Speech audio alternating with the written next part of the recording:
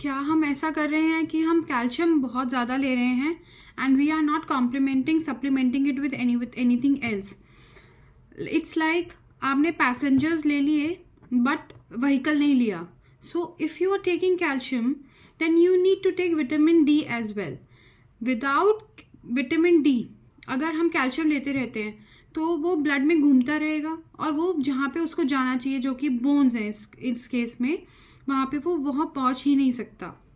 Vitamin D is the taxi of calcium. So for example, अगर आप शैलकैल 500,000 mg ले रहे हैं and that does not have any combination of vitamin D, और शैलकैल की वजह से कैल्शियम की मात्रा अच्छे से पहुंच रही है पर vitamin D is not going enough inside the body, then definitely it's useless. I am saying this because vitamin D का काम है as a pro hormone calcium को उसकी जगह पे पहुंचाना जो कि बोन्स हैं. तो बोन की डेंसिटी अगर किसी पेशेंट में इसलिए कम है कि कैल्शियम ले रहे हैं और विटामिन डी नहीं ले रहे हैं, तो विटामिन डी स्टार्ट करके देखिए and then you see the difference in your bone density. And this is very major in perimenopausal, menopausal and post menopausal women, because definitely जब मेनोपॉज के आसपास एक टाइम आता है जब कैल्शियम डेफिशिएंसी, ऑस्टियोपोरोसिस की टेंडेंसी बहुत बढ़ जाती है, then we need to focus on the bone health suddenly, क्योंकि हमारी जो एक ऑस्टियोपोरोसिस, बोन्स को हल्के होने की जो एक टेंडेंसी है वो बढ़ गई है because of the oestrogen, because of the progesterone का जो इम्बैलेंस क्रिएट हुआ है.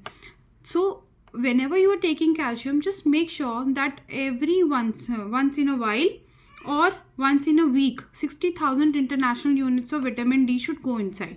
पर इसका मतलब ये नहीं that you can do this blindly. First, go for one serum calcium test, one serum vitamin D3 test.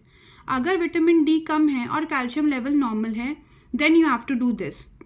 But अगर आप ऑलरेडी कैल्शियम भी ठीक है और विटामिन डी भी ठीक है तो फिर you don't have to do anything. Do whatever you are actually doing right now and continue with that regime only. This is only when you have gone for the blood test.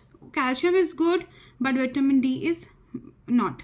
So 30 से नीचे 29, 26, 10, 12, 15 कुछ भी value हो, पर वो 30 से अगर नीचे है and calcium is good like 8 to 10 के बीच में 9.3, 9.4 वट एवर वैल्यू इज, तो आप विटामिन डी को शुरू करें and then within like maybe 5 to 6 months of that whole process you will see that you feel little energetic, you will feel better, your depression or mood swings are also better, and because calcium and vitamin D, they also contribute to the depression in the patient.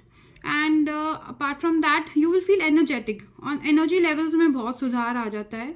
But vitamin D अगर normal है और आप ले जाएं तो क्या होगा, hyper vitaminosis D हो जाता है, क्योंकि विटामिन डी अगर बॉडी में एक्सेस में है तो it will not gate excreted in urine. Urine में से सिर्फ विटामिन बी कॉम्प्लेक्स और विटामिन सी अगर ज़्यादा है बॉडी में तो दे लीव थ्रू यूरिन. बट अगर विटामिन डी है अंदर तो वो आपके फैट सेल्स में जाके डिपॉजिट हो जाता है and then it creates a condition which is called as hypervitaminosis D, and it also leads to fractures. So sir vitamin D की कमी की वजह से फ्रैक्चर नहीं हो रहा है, उसके ज़्यादा होने की वजह से भी हो रहा है. That's why blood test, pathology labs are important. Blood test के बिना vitamin D is not recommended.